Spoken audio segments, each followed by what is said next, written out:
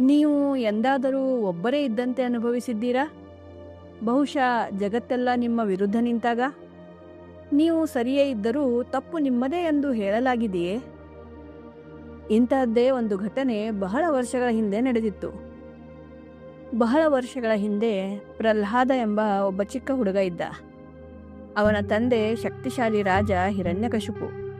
ಅಹಂಕಾರದಿಂದ ತುಂಬಿದ್ದ. ಅವನು ಎಲ್ಲರೂ ತನ್ನನ್ನೇ ದೇವರೆಂದು ಪೂಜಿಸಬೇಕು ಎಂದು ಬಯಸಿದ್ದ. ಆದರೆ ಪ್ರಹ್ಲಾದ ಒಪ್ಪಲಿಲ್ಲ. ಏಕೆಂದರೆ ಅವನು ನಿಜವಾದ ದೇವರ ಭಕ್ತನಾಗಿದ್ದ. ಪ್ರಹ್ಲಾದ ಭಯಕ್ಕಿಂತ ಸತ್ಯವನ್ನು ಆಯ್ಕೆ ಮಾಡಿದ.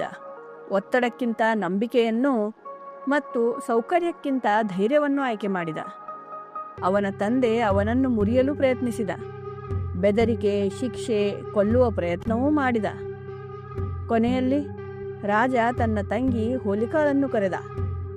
ಅವಳಿಗೆ ಬೆಂಕಿಯಿಂದ ರಕ್ಷಣೆಯ ವರದಾನ ದೊರಕಿತ್ತು. ಅವಳು ಪ್ರಹ್ಲಾದನೊಂದಿಗೆ ಬೆಂಕಿಯಲ್ಲಿ ಕುಳಿತುಕೊಂಡಳು. ಬೆಂಕಿ ಎತ್ತರಕ್ಕೆ ಹೊತ್ತಿ ಉರಿಯುತ್ತಿತ್ತು.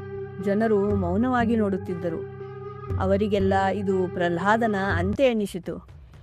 ಆದರೆ ನಿಜವಾದ ಭಕ್ತಿಯ ಶಕ್ತಿ ನೋಡಿ, ಹೋಲಿಕಾ ಸುಟ್ಟು ಹೋದಳು. ಪ್ರಹ್ಲಾದ ಸುಖರೂಪವಾಗಿದ್ದ. ಯಾಕೆ? ಏಕೆಂದರೆ ಬೆಂಕಿ ನಂಬಿಕೆಯನ್ನು ಸುಡಲಾರದು. ಅಹಂಕಾರ ನಿರಪರಾಧಿತ್ವವನ್ನು ಗೆಲ್ಲಲಾರದು. ಕತ್ತಲೆ ಬೆಳಕನ್ನು ಸೋಲಿಸಲಾರದು. ಹಿರಣ್ಯಕಶಿಪುವಿನ ಅತ್ಯಾಚಾರ ಮಿತಿಮೀರಿ ಹೋದಾಗ ಭಗವಾನ್ ನರಸಿಂಹ ಪ್ರತ್ಯಕ್ಷರಾದರು. ಒಂದು ಸತ್ಯ ಸಾಬೀತಾಯಿತು. ನೀವು ಸತ್ಯದ ಜೊತೆ ನಿಂತರೆ ಸಂಪೂರ್ಣ ವಿಶ್ವವೇ ನಿಮ್ಮ ಜೊತೆ ನಿಂತಿರುತ್ತದೆ. ಈ ಹೋಳಿಯಲ್ಲಿ ನಿಮ್ಮ ಅಹಂಕಾರವನ್ನು ಸುಡಿ, ನಿಮ್ಮ ಭಯವನ್ನು ಸುಡಿ, ನಿಮ್ಮ ನಕಾರಾತ್ಮಕ ಚಿಂತನೆಗಳನ್ನು ಸುಡಿ. ಕೊನೆಯಲ್ಲಿ ಸತ್ಯ ಗೆಲ್ಲುತ್ತದೆ, ನಂಬಿಕೆ ಗೆಲ್ಲುತ್ತದೆ, ನೀವು ಕೂಡ ಗೆಲ್ಲುತ್ತೀರಿ. ಗೆಳೆಯರೇ, ಈ ಪವಿತ್ರ ಅಗ್ನಿಯೊಂದಿಗೆ ನಿಮ್ಮ ಪ್ರತಿಯೊಂದು ಭಯ, ದುಃಖ ಮತ್ತು ಪ್ರತಿಯೊಂದು ಅಡಚಣೆ ದೂರವಾಗಲಿ. ನಿಮಗೆ ಹಾಗೂ ನಿಮ್ಮ ಕುಟುಂಬಕ್ಕೆ ಹೋಲಿಕಾ ದಹನದ ಹಾರ್ದಿಕ ಶುಭಾಶಯಗಳು. ಜೈ ಹಿಂದ್.